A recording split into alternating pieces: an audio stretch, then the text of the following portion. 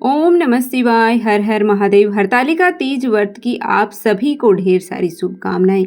माता पार्वती और भगवान भोलेनाथ की कृपा आप और आपके समस्त परिवार पर सदैव ही बनी रहे।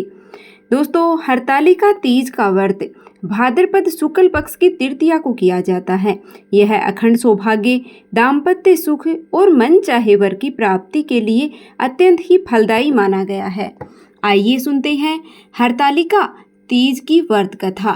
एक बार भगवान शिव ने पार्वती जी को उनके पूर्व जन्म का स्मरण कराने के लिए इस व्रत के महत्व की कथा कही थी। भगवान भोले शंकर बोले कि हे गौरी, पर्वतराज हिमालय पर स्थित गंगा के तट पर तुमने अपनी बाल्यावस्था में 12 वर्षों तक अखोमुखी घोर तप किया। इतनी अवधि तुमने अन्न ना खा करके पेड़ों के सूखे पत्ते चबा करके व्यतीत किए। माघ की विकराल शीतलता में तुमने लगातार जल में प्रवेश करके और तप किया। वैशाख की जला देने वाली गर्मी में तुमने पंचांगनी में शरीर को तपाया।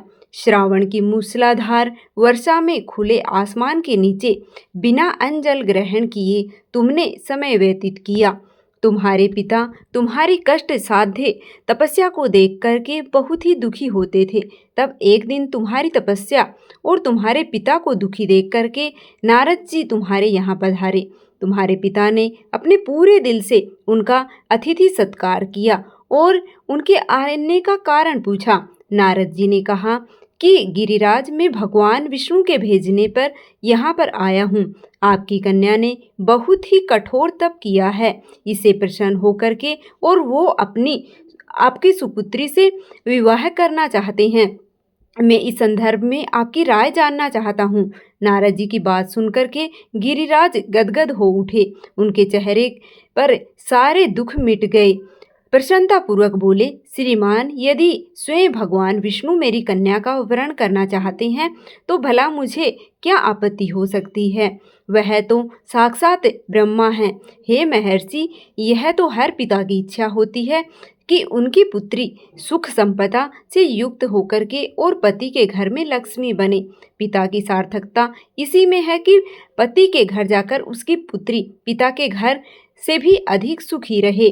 और फिर तुम्हारे पिता की स्वीकृति पाकर के नारद जी विष्णु जी के पास गए और उनसे तुम्हारे विवाह के निश्चित होने का समाचार सुनाया। मगर इस विवाह के संबंध की बात जब तुम्हारे कानों में पड़ी तो तुम्हें दुख का कोई ठिकाना नहीं रहा। तुम्हारी एक सखी ने तुम्हारा इस मानसिक दशा को समझ लिया और उसने इसका कारण जानना चाहा। तब तुमने बताया कि मैंने सच्चे हृदय से भगवान शंकर का वरण किया है, किंतु मेरे पिता मेरा विवाह विष्णु जी से निश्चित कर चुके हैं। मैं विचित्र धर्म संकट में हूँ और अब मैं क्या करूँ। प्राण छोड़ने के अतिरिक्त अब कोई उपाय शेष नहीं बचा है। तुम्हारी सखी बहुत ही समझदार और सूझबूझ वाली थी। उसने कहा कि सखी, प्राण त्यागने में इससे क्या होगा। संकट के मौके पर धैर्य से काम लेना चाहिए। नारी के जीवन की सार्थकता इसी में है कि पति के रूप में हृदय में जिसे है वह वही स्वीकार कर ले, जीवन पर्यंत उसी से निर्वाह करे। सच्ची आस्था एक निष्ठा के समक्ष हो तो ईश्वर को सभी समर्पित करना पड़ता है। मैं तुम्हें घनघोर जंगल में ले चलती हूँ, जो साधना स्थली भी हो, जहाँ तुम्हारे पिता तुम्हें खोज भी ना पाए। तुम वहाँ साधना में लीन हो जाना। मुझे विश्वास है कि ईश्वर अवश्य ही तुम्हारी सहायता करेंगे। और तुमने फिर ऐसा ही किया। तुम्हारे पिता तुम्हें घर ना पाकर के और बहुत दुखी और चिंतित हुए। तुम्हारे पिता ने सोचा कि मैं विष्णु जी से तुम्हारे विवाह का प्रण कर चुका हूँ। यदि भगवान विष्णु बारात लेकर आ गए और कन्या घर पर ना हुई तो बड़ा ही अपमान होगा। मैं तो कहीं मुंह दिखाने योग्य भी नहीं रहूंगा। यह सब सोचकर गिरिराज जोर शोर से तुम्हारी खोज करवा रहे थे। इधर तुम और तुम्हारी सखी है नदी तट पर एक गुफा में मेरी आराधना में लीन थी। भाद्रपद के शुक्ल पक्ष की तृतीया को हस्त नक्षत्र था। उस दिन तुमने रेत से शिवलिंग का निर्माण करके और व्रत किया। रात भर मेरी स्तुति करके और गीत गाकर जागी। तुम्हारी इस कष्ट साध्य तपस्या से प्रभाव से मेरा आसन डोलने लगा, मेरी समाधि टूट गई और मैं तुरंत तुम्हारे समक्ष जा पहुंचा और तुम्हारी तपस्या से प्रसन्न होकर तुमने वर मांगने को कहा। अब तुम अपनी तपस्या के फल स्वरूप मुझे अपने समक्ष पाकर के और बहुत ही खुश हुई।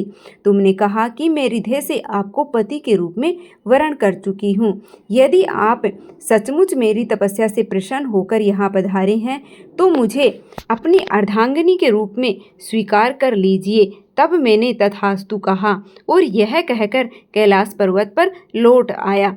प्रातः होते ही और तुमने पूजा की समस्त सामग्री को नदी में प्रवाहित करके अपनी सहेली सहित व्रत का पारण किया। उसी समय अपने मित्र बंधु और दरबारियों के साथ गिरिराज तुम्हें खोजते खोजते वहां आ पहुँचे और तुम्हारी इसी कष्ट साध्य तपस्या का कारण और उद्देश्य पूछा। उस समय तुम्हारी दशा को देख करके गिरिराज बहुत दुखी हुए और तुम्हारी पीड़ा के कारण उनकी आंखों में आंसू उमड़ आए। तुमने उनके आंसू पोंछते हुए विनम्र स्वर से कहा, पिताजी, मैंने अपने जीवन का अधिकांश समय कठोर तपस्या में बिताया है। मेरी इस तपस्या का उद्देश्य केवल यही था कि मैं महादेव को पति के रूप में पाना चाहती हूँ।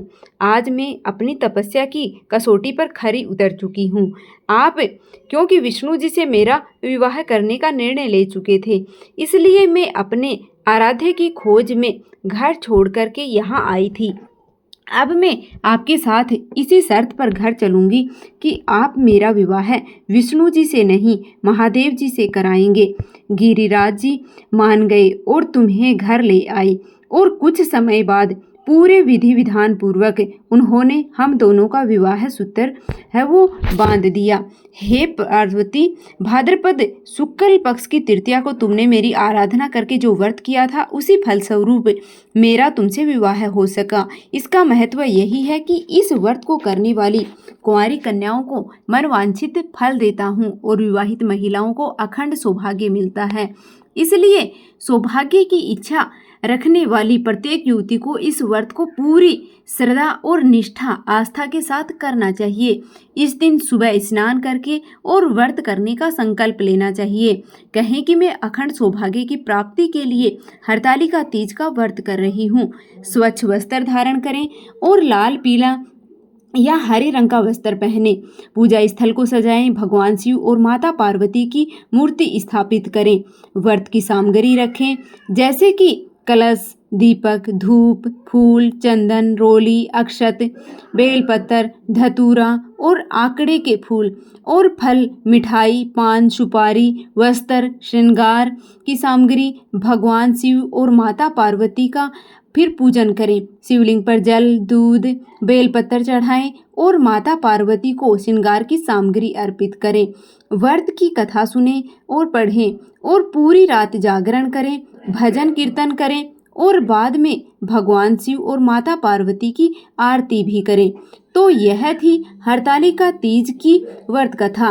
अधूरी हो तो पूरी करना, पूरी हो तो मान करना। वीडियो अच्छी लगी तो लाइक करना और कमेंट बॉक्स में हर हर महादेव अवश्य लिख देना। हरतालिका तीज व्रत की पूजा सामग्री और पूजा विधि की वीडियो भी चैनल पर उपलब्ध है। हरतालिका तीज की पूजा के शुभ मुहूर्त क्या क्या है उन सब की वीडियो चैनल पर है, तो आप चैनल को सब्सक्राइब कर लीजिएगा और विजिट करके देख लीजिएगा। मिलते हैं फिर से नई वीडियो के साथ। धन्यवाद।